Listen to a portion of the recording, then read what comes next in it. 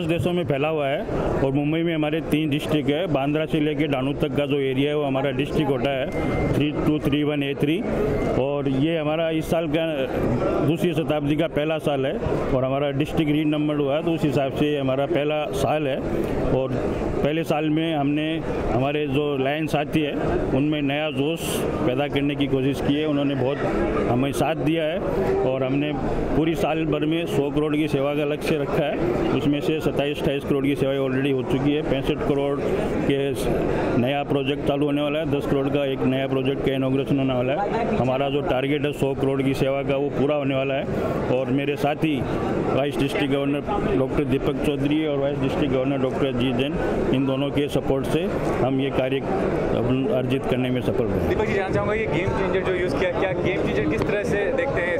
Conditions को देखते हैं या जो इंडिविजुअल्स है वो गेम चेंजर है? गेम चेंजर ऐसा है, हमारे डिस्ट्रिक्ट गवर्नर CS सुनील पटोडिया जी हैं, उन्होंने एक मकसद लिया था बिगनिंग ऑफ द ईयर से कि जितने भी हमारा रूरल एरिया है पालघर से लेके पूरा पालघर डिस्ट्रिक्ट में जहाँ जहाँ अच्छे काम हो सकते हैं वो हम अच्छे काम करेंगे। जो मेंबरशिप ग्रोथ है वो हमारे डिस्ट्रिक्ट के दुनिया में सबसे पहले नंबर 1 पे है जितने भी मेंबर्स है। अगर आपने देखा होगा जो अभी ये क्लब बना है हमारा 1500 का वो हाईएस्ट इन द वर्ल्ड है। और ये सब गेम चेंजिंग ट्रेंड्स है। हमारे गवर्नर ने और एक बहुत ही एम्बिशियस प्रोजेक्ट लिया है जो आदिवासी बच्चे हैं ढाणू जो पालघर एरिया में, उनके लिए 5000 बच्चों के लिए एक स्कूल बना है। ये सब गेम चेंजिंग ट्रेंड है, इसीलिए हम गेम चेंजिंग इसको कहते हैं कि ये जो सेवाएं हैं। मुझे बहुत आज खुशी है कि इतने पैमाने पे प्रेस मीडिया इसको एड्रेस कर रही है, मगर हमको कभी कभी दुख होता है कि जो अच्छी चीज़ें हैं वो वर्तमान पत्र में आती नहीं है।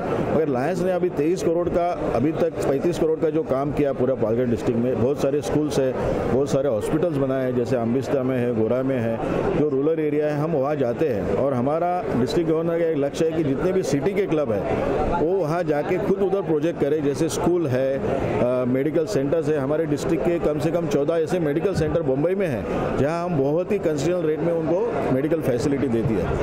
सर, आपसे जानना चाहूँगा कि जो भी इनिशिएटिव है उसमें सपोर्टिव कौन कौन से कॉर्पोरेट्स हैं, गवर्नमेंट, इंडिविजुअल्स, उसके बारे में बताइए।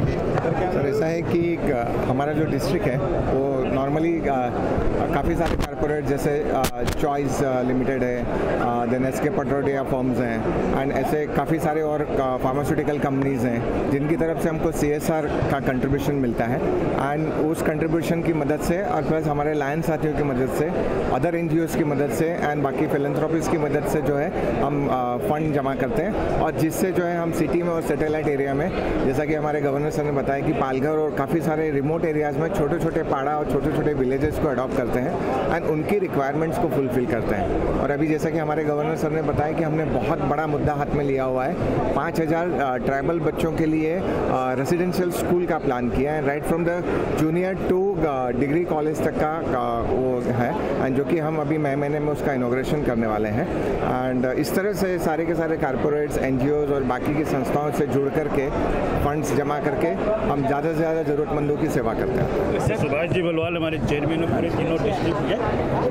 सर, ये पूछना चाहूँगा कि वेस्टर्न कंट्रीज में सोशल इनिशिएटिव काफ़ी बड़ा रूप में होता है, यहाँ पे 3 to 4% ही फंड्स होते हैं कंपेयर किया जाए, तो क्या कहते हैं कितना चैलेंज है अभी भी सोशल इनिशिएटिव को? Before I start, I must compliment and congratulate to District Governor Sunil Patodia ji. He is one of the best governor in the world. He has created records and he has broken the records in the world in Lionism. We are more than 14,46,000 lions in the world, representing 210 countries. He is the only governor who has had a lot of activities which no club in the world has done it. He has formed a club which is equal to one district. He is going to construct a building for medical for schools in Adivasi area, which none of the club, including the district, has done in the world. So he must be complimented. Hats off to him. Look at membership, look at activities, look the way he worked throughout the year for the society, for the social cause. I have praises and praises for him and nothing else. Thank you very much. And what is the challenge you face regarding transparency? Because इतना funds आते हैं तो transparency बहुत जरूरी होता है। नहीं, नहीं, ट्रांसपेरेंसी में हमें कोई फेस नहीं है, because we our working is fully transparent and we are working with hand to hand with corporates, so transparency is not a issue. And what is the vision for the future? What is the vision for the future? हमें ऐसा लगता है कि हमारे जो साथी हैं जो हमारी जीवन की मुख्य धारा में नहीं है, उनको हमें मुख्य धारा में लाना चाहिए, और वो जब मुख्य धारा में आएंगे हमारे देश की प्रगति को गति मिलेगी। And since the BJP government, what is the support from the government? मैं किसी राजनीतिक पार्टी के बारे में नहीं बोलना चाहूँगा, लेकिन पिछले 4-5 साल में हमारे देश की जनता जागरूक हुई है, विकास की तरफ उनका ध्यान है, और जिस तरह से जनता जागरूक हुई है, आने वाली सरकारों को जनता के साथ चलना पड़ेगा, और जनता अभी विकास के अलावा कुछ नहीं देखना चाहती। Thank you very much.